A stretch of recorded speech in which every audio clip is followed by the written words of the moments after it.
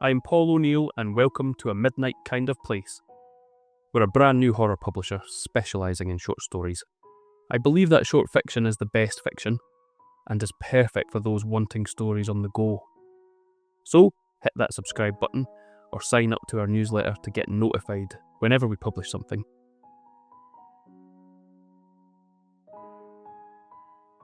You Have to Jump by Ash Egan. The day Anna died was the worst day of my life, but it started out as the best. I often think of how thin that line is, between triumph and disaster.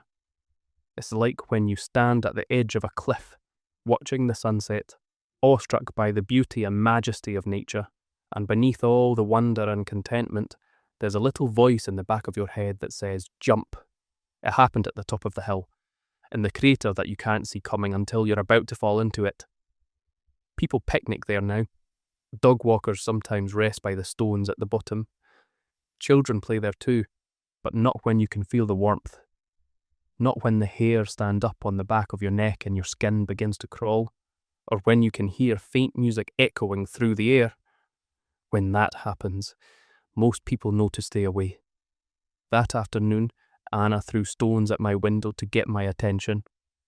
I found her jumping and waving at me from the middle of the street, and for a moment I wondered if I was still dreaming. We had lived on the same street all our lives, playing together as children, talking as we walked the short stretch of road between our homes and where the school bus dropped us off each afternoon. It was only in the past year or so I'd noticed the ice blue of her eyes, the peach pink of her skin, or how she tucked the stray curls of her hair behind her ear when she talked.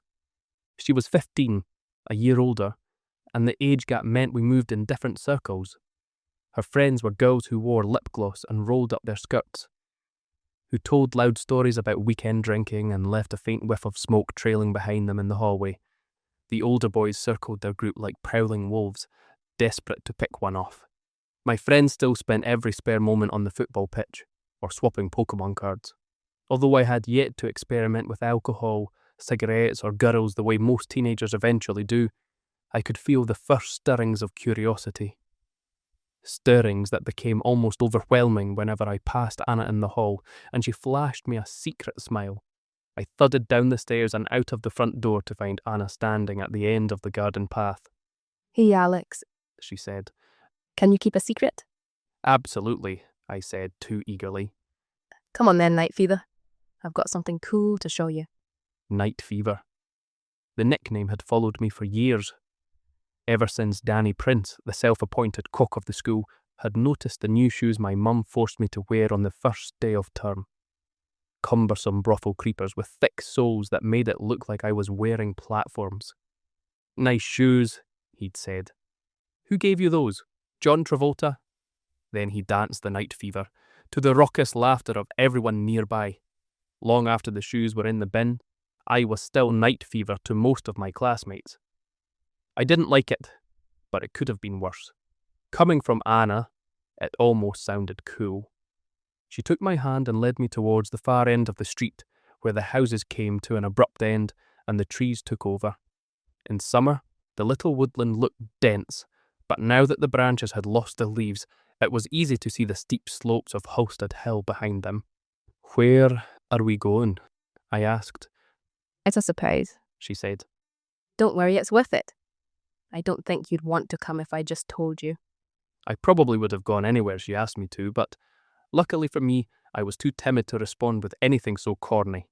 We started up the face of the hill, fighting our way past the brambles and damp branches. When we emerged on the grassy slope, a bitter wind blew across our path. The ground was slick with autumn rain. We slid and stumbled over fallen leaves, and my thin sweatshirt could not prevent my shivering. Instead, I tried to concentrate on the electricity where mine and Anna's skin met. "This better be good," I said, trying to pretend there was anywhere else I'd rather be. She turned and stuck out her tongue, and a moment of giddy warmth rushed through me. "You won't believe it," she said. We reached the brow of the hill, and behind us the city glinted in the distance. Skyscrapers reflected shafts of sunlight back over the drab and sodden valley we called home. Halstead Hill was picturesque but bleak. It loomed over our town like a desolate moon. The terrain was pockmarked with muddy ditches, and grass sprouted between the remnants of ancient stone walls, long since collapsed. The thought of being alone up there with Anna, amongst the hill's many hiding places, gave me goosebumps. I was breathing hard from our climb, but Anna kept marching us over the bleak moorland. She didn't seem to notice the cold, though she wore only a pink tank top, faded jeans, and white Converse that were already spattered with mud. I stumbled over tussocky grass, keeping my eyes on the ground to avoid turning my ankle on weathered rocks or sun-bleached sheep bones. Eventually, we stopped at the edge of a deep crater that fell into the moor. It was wide and banked like the sides of an amphitheatre. At the bottom, 2 slabs of rock stuck out of the mud at right angles with each other. They appeared neatly and purposely arranged, like an office desk and chair. Anna smiled down into the hollow, excitement burning in her eyes. "We're here." She said, and squeezed my hand until it was slick with sweat. I looked down into the bowl, at the mossy rocks and the muddy turf.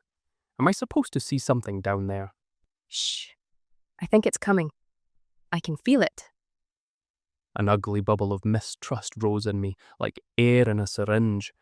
At that age, almost anything can feel like a trick, like a trap. She must have seen how all the boys looked at her, or at least overheard how Danny and the others talked as she walked by. He said such disgusting things, sometimes loud enough for her to hear.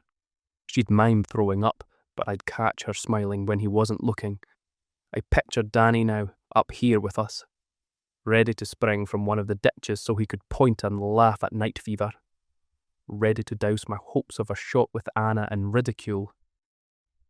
We stood in silence a minute or 2 more, the wind hardening my bones and suspicion dampening my spirits, until Anna did something so unexpected it took me a moment to understand what I was seeing. She dropped my hand and swan-dived into the crater. Her arms spread like wings, as though she was jumping into a deep pool rather than thin air. Paralysed, I watched as tragedy unfolded before me in slow motion. I couldn't focus on anything other than how keenly I felt the loss of her hand in mine. I should have done something. Reached for her, maybe. Or screamed at least. But before I could, her fall slowed and then stopped. She was suspended there, motionless, like someone had hit pause. Then she started gliding gently through the air, flipping onto her back and swinging her arms. She swam through empty space like it was water. "I told you it was worth seeing," she said. My heart sledge-hammered inside my ribs and sweat ran from my palms like open taps. All my senses told me something was terribly wrong and that I should turn and run away. But Anna was sharing a secret with me. She was flying and had chosen me to witness it. When she reached the other side of the crater, she leaned back against the edge and smiled at me in a way that extinguished all my doubts. "Come on in. You know how to swim, don't you?" I dangled 1 foot over the edge and immediately lost my balance. My leg came down hard against the steep incline and jarred all the way up into my hip. "No, wuss. You have to jump. Anna laughed again. If you go slow, all you get is down." Danny's face popped back into my head.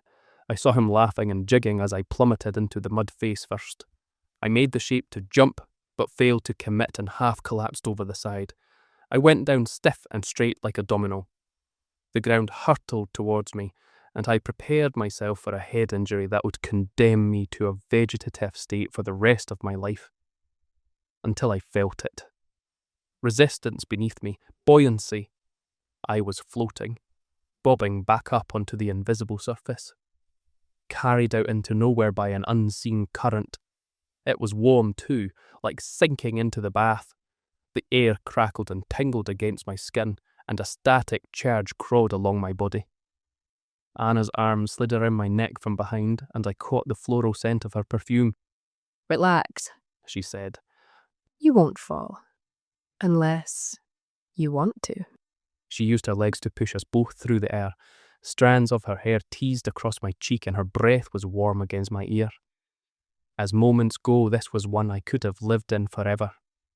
"There's more," she whispered. Quickly. It might be over soon. Letting go of me, she swam down towards the ground and the boulders. She landed and began walking normally, as though there was nothing unusual about this place at all. Come down, she said. It won't last much longer, and you need to see the rest. I tried to land gracefully, pushing myself toward the ground with my arms, but I misjudged it and thudded my shoulder into the mud. Anna smothered a laugh with her hand. She watched me from her perch sitting on top of the boulder, one leg dangling over the edge and the other crossed beneath her. It takes a bit of getting used to. I stood and tried to dust myself off, but only managed to smear the mud around my clothes. It was still warm down there, like being immersed in a heated pool. How can this be real? I said. It's amazing, isn't it? Her look said you're a part of this now, and I felt dizzy. I've always loved coming up here. It's somewhere I can be alone. When someone comes, you hear them way before they see you. She looked up to the edge of the crater and the grey cloud cycling by overhead. A week ago I tripped and nearly went over the edge. Otherwise, I wouldn't have found it. This is crazy, I said, wafting my hands through the air, searching for the invisible forces at work. Is it always like this? Not always. If you're still cold when you get here, you know not to jump. I feel it in my arms and legs first, then the rest of my body. When you feel the warmth, you know you can trust it. And when you hear the music... Music? I asked, but she didn't answer. It's happened 3 times before. I felt it this morning and I wanted to show someone. You wanted to show me? I tried to meet her eyes, but she looked away. Anyway, she said, there's something else. She swung her legs over the side of the boulder and jumped down behind it. A ray of amber sunlight pierced the grey clouds and bathed the crater in warm light. Standing on the other side of the stone, she rubbed her hands together and shook them out like a magician about to perform a 3-card trick. Pick an insect, she said. Excuse me? Just pick one, we don't have long. Do you have a favourite? It just needs to be something small and alive. Something alive? I narrowed my eyes and studied her face for signs she might be teasing me. Forget it. I'll do it, she said, rolling her eyes. You like butterflies? Of course you do. Who doesn't? She puffed out a deep breath and began rubbing her hands together more vigorously. A butterfly. Allah Kazam! She clapped her hands together in front of my face and I flinched backwards. For a split second I heard music. Wind chimes, or maybe the pipes of an organ. An indistinct melody floating on the wind. Anna beamed at me, a halo of autumn sunlight shining through the wisps of her hair. When she opened her hands again, a small butterfly with lilac wings fluttered out from between them. The hairs on the back of my neck stood up as I watched it twist up into the air. The sensation crawled over my scalp like static gathering before a thunderstorm. How did you do that? You could do it too, she said. Try it. I looked at my hands, dubious, but began rubbing them together anyway. I rubbed faster and faster until the friction started to burn, before clapping them together so hard it stung my palms. When I pulled them apart, another butterfly fluttered out from between my fingers and up toward the sky. This one was smaller, with pale wings almost white. It joined Anna's and they circled each other, flitting together and then apart, touching wings as they passed. The faint sound of music brushed the edge of my awareness again, echoing in the distance. This is incredible, I said. Isn't it? We watched the butterflies dance like lovers. I felt the tips of Anna's fingers brush my own, and the blood rushed in my ears. Can't you hear that? She said. The music was now undeniable. It chimed all around me, coming from everywhere and nowhere, fluttering on the breeze like the butterflies. Delicate, twinkling harmonies grew louder, filling the crater and running around the edges in waves. I'm glad you came, Anna said as she closed her hand around mine. I turned and we were face to face, my body fizzing with the potential of the moment. She moved closer to me, some magnetism drawing us together. I wanted to take control, to take her in my arms and surrender to the feeling. The urge was so strong, it was as if the walls of my mind had been painted over with the same phrase repeated over and over. You have to jump. But I couldn't shake the sense of vulnerability, the feeling of being exposed, of walking into a trap. Anna didn't wait. She leaned in and pressed her lips to mine as the music crescendoed around us. The kiss only lasted for a moment, but when we eased apart and I opened my eyes, it was like waking from a long, rejuvenating sleep. My worries were a distant memory. She kept her eyes closed a second or two longer than I did, her expression unreadable but serene. A smile formed at the corners of her lips. The world around me glittered. Little indigo sprites twinkled through the air like torchlight bouncing off dust in the dark. More rays of sunshine penetrated the overcast day and filtered it into a warm, peachy sunset. Was that really how it happened? I'm not sure. I wonder now if this memory is just my mind's way of coping. It's probably important that I have this final moment of idealised innocence to cling to. Like everything, it didn't last. What came next was the feeling of being watched, the sense that we were no longer alone. Anna's smile faded. The man stood behind her at the bottom of the slope. He was tall, thin and pale. I think of him as a man, but there's really no way to be sure. His body was shapeless beneath some kind of baggy blue overalls. It looked like some sort of chemical suit, made of a reflective material that glinted in the sunlight. He wore a skull cap, pulled low that left only his face exposed. His skin was grey but glimmering, as if with a sheen of moisture. I tried to concentrate on his face, but the features shifted. Whenever I focused on one aspect, it swirled away like oil on water. All I could make out for certain was his pallid complexion and wide, demented grin. It stretched the full width of his face, revealing thick, white, slab-like teeth. Anna giggled nervously and then jumped around to stand next to me. Can we help you with something? She said, her voice fading beneath the rising music. The man made no reply. Maybe we should go, I said. I reached for her hand, but she pulled away. What's your problem? She said, ignoring me and talking again to the grinning man. He remained silent and motionless. The three of us held each other's gaze for a few moments. When the man moved, I took a step backwards. The slope rose up underneath the sole of my shoe. He raised his arm, slowly and deliberately bringing it round in front of him like he was operating a crane rather than commanding a limb. He pointed a gloved finger at us. What did you see? Anna asked him. What's down here? I hadn't heard him speak or even seen him move his lips, but I sensed a conversation continuing without me. Maybe there was a voice there, another sound beneath the steadily growing music that rattled and echoed like it came from the other end of a pipe. I felt it in my chest and it made me nauseous. The man's lips stayed in that elastic grin. I struggled to keep my balance and my arm trembled when I reached for Anna again. She said, Oh yeah? Show me, what? Her smile had begun to take on a ghoulish quality, a look of dark anticipation. I tried to ask her to stop, to come away with me down the hill and to safety, but bile rose in my throat and I couldn't form the words. The man leaned over slowly, reaching for the ground. He bent at the waist, but his legs stayed straight and motionless. He folded like cardboard. When he reached the floor, he dug his fingers into the turf and pulled. It opened like a curtain, revealing a void inside the hill. A tunnel that bent down and out of sight. An indigo glow pulsated from within. Anna was walking toward him now, toward the tunnel. I found my voice.